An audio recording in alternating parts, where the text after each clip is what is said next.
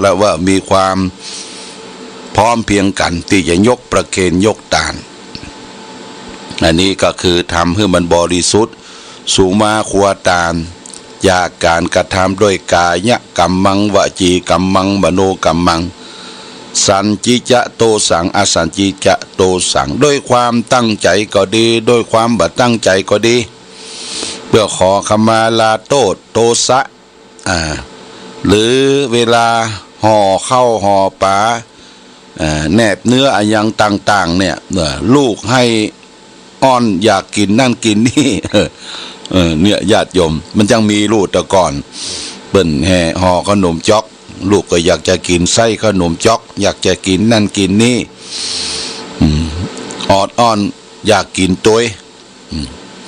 บางทีก็ได้กล่าวได้ว่าได้ทอเป็นกรรมอันบดีทางเมืองเหนือถือว่ากายะกัมมังวจีกัมมังมโนกัมมังทวารทั้งสามเนี่ยฮื้อได้ปฏิบัติดีเนี่ยญาติโยมเด้อกายทวารวจีทวารมโนทวาร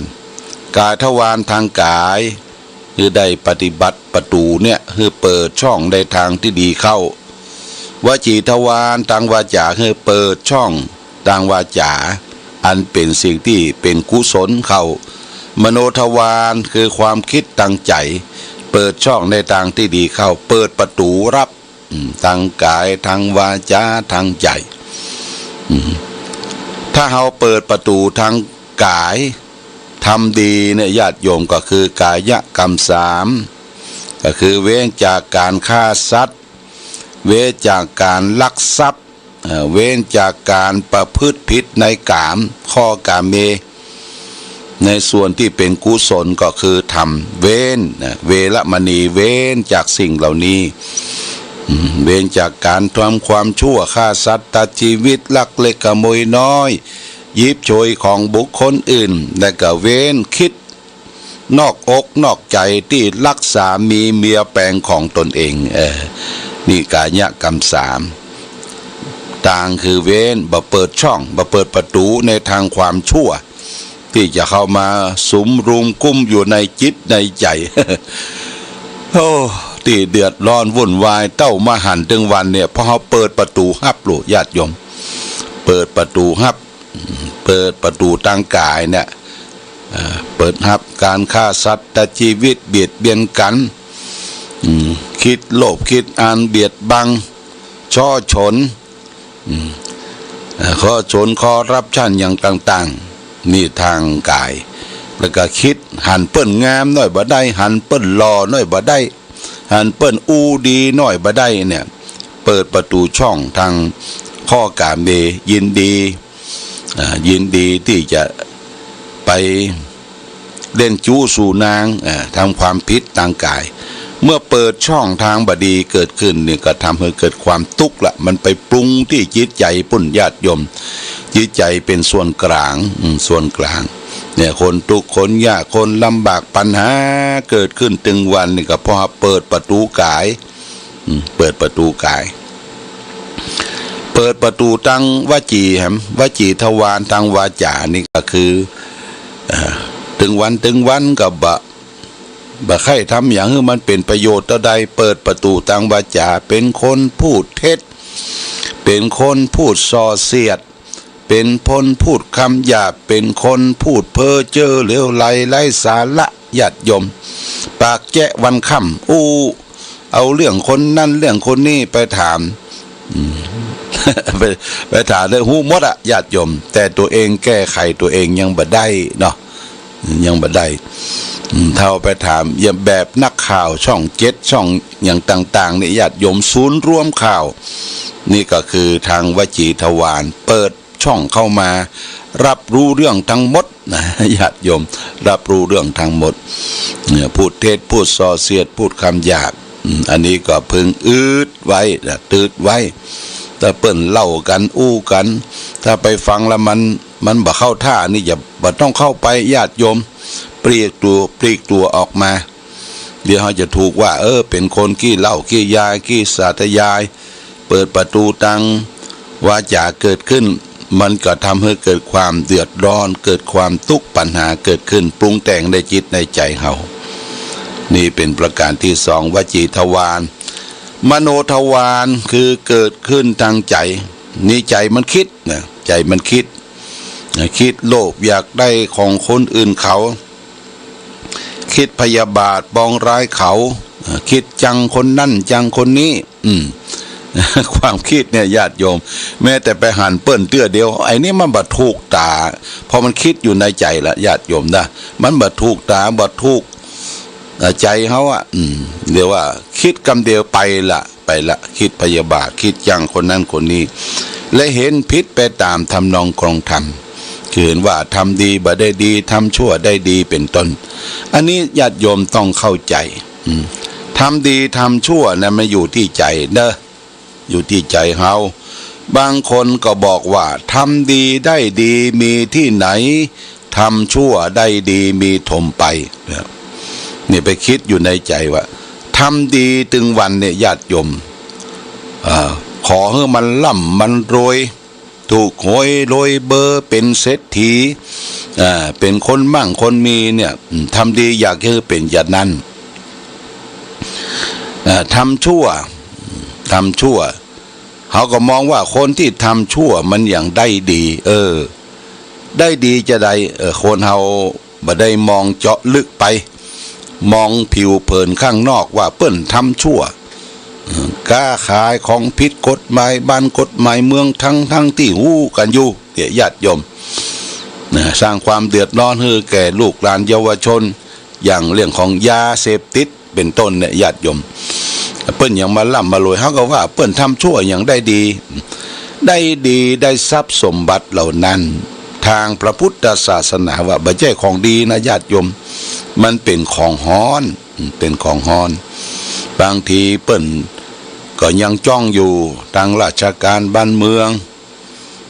จ้องอยู่ว่าจะจับจะยับบ่ได้โรยขึ้นมาผิดปกตินะญาติโยมมีความโรยผิดมาปกติบ่ใช่ญาการอย่างอันลองต้องแต่งบ่ใช่มีกิจการอันใดที่สำคัญใหญ่โรยขึ้นมาจะใดนี่ทางการบ้านเมืองเพิ่นก็ว่า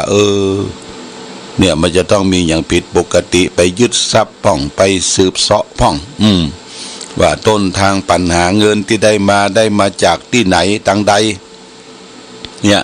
เฮาเป็นคนชมคนดูต่างนอกเปิดว่าทำชั่วอย่างได้ดี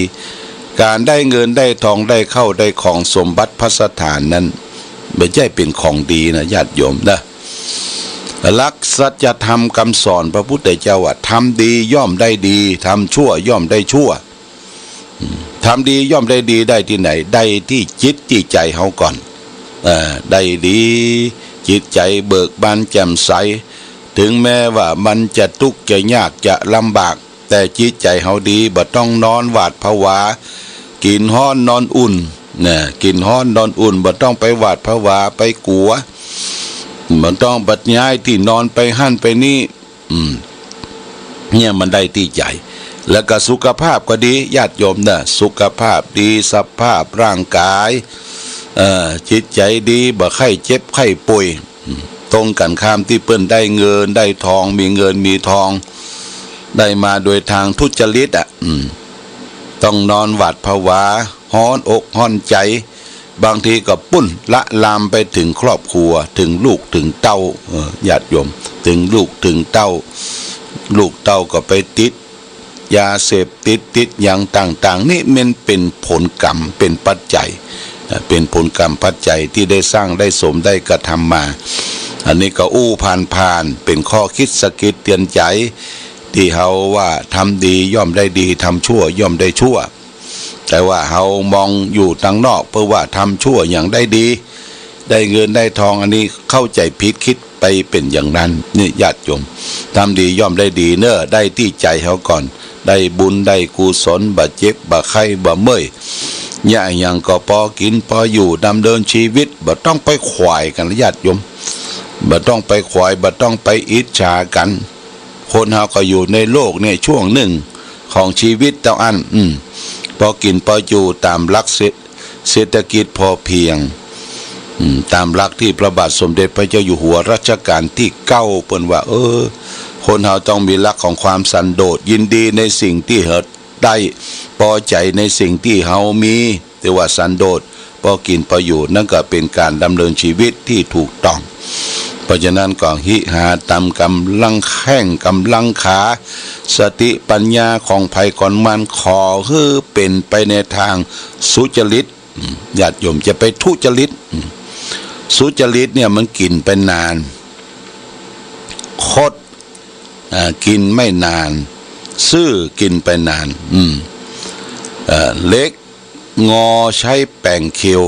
เล็กงอนี่ใช้แป้งเคียวเคียวนั่นเคียวนี้คดอย่างเดียวใช้การบ่ได้ญาติโยมนะเล็กงอใช้แป้งเคียวคนคดอย่างเดียวใช้การบ่ได้นี่ฝากเป็นหลักคิดว่าถึงวันเฮาเปิดช่องประตูทั้ง3ในทางที่ดีก็ตามทางที่ชั่วก็ตามให้คิดพิจารณามีสติมีปัญญาช่องทางกายหรือว่ากายทวารมันมาทั้งดีแต่ทางชั่วเขาจะเก็บอย่างไว้มันเข้าช่องนี้ทางวจีหรือว่าวาจาทวารวจีทวารเนี่ยทางวาจามันก็บุกเข้ามาทั้งความดีและความชั่วเขาจะเก็บอย่างไว้และทางใจหรือว่ามโนทวารมันก็บุกเข้ามากิเลสทั้งหลายทั้งปวงเฮาทั้งดีและทางชั่วมันเก็บปรุงอยู่ในจิตใจเพราะฉะนั้นจิตใจนี่เป็นนายจิตเป็นนายกายเป็นบ่าวเมื่อใจดีใจบริสุทธิ์ผุดผ่องทุกสิ่งทุกอย่างก็พลอยดีไปโดยนะญาติโยมเพราะฉะนั้นขอให้ใจเฮาดีเบิกบานแจ่มใสแจ่มชื่นไม่ต้องไปกระวนกระวายเดือดร้อนเรื่องด้านเรื่องนี้ทำใจให้หนิมมั่นคงมีสติมีปัญญานั่นเป็นที่มาแห่งความสุขความเจริญทางกายและทางใจเป็นบุคคลที่มีสุขภาพดีทั้งกายทั้งใจต่อไปวันนี้รายการธรรมประทีปส่องต่างได้มาพบปะญาติโยมท่านสาธุชนทั้งหลายก็พอสมควรแก่กาลเวลาก็ขออำนวยอวยใจให้พอออกศรัทธาญาติโยมทุกท่านให้คุณพระศรีรัตนตรัยจงปกปักรักษาญาติโยมศรัทธาสาธุชนคนดีท่านทั้งหลายได้มีความสุขความเจริญประกอบไปด้วยจตุรพิธพรชัยทั้ง4ประการคือมีอายุวันนะสุขภาระมีปฏิภาณธนสารสมบัติธรรมสารสมบัติทุกทิวาราติการรายการธรรมประทีปส่องต่างขอลาก่อนขอผู้ฟังจงตั้งมั่นจิตหันษาด้วยธรรมะขององค์พระพุทธาได้นำพาให้เกิดความสุขสงบเย็นขอเจริญพร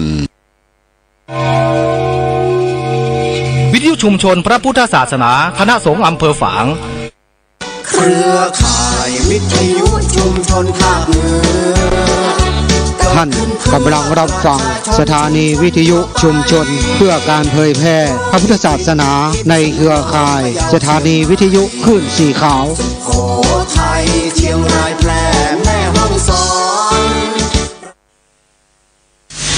คลื่นแห่งเสียงธรรมนำชีวิตนำชุมชนให้เป็นสุขท่านกำลังรับฟังสาระธรรมบันเทิงที่ FM 100.25 เมกะเฮิรตซ์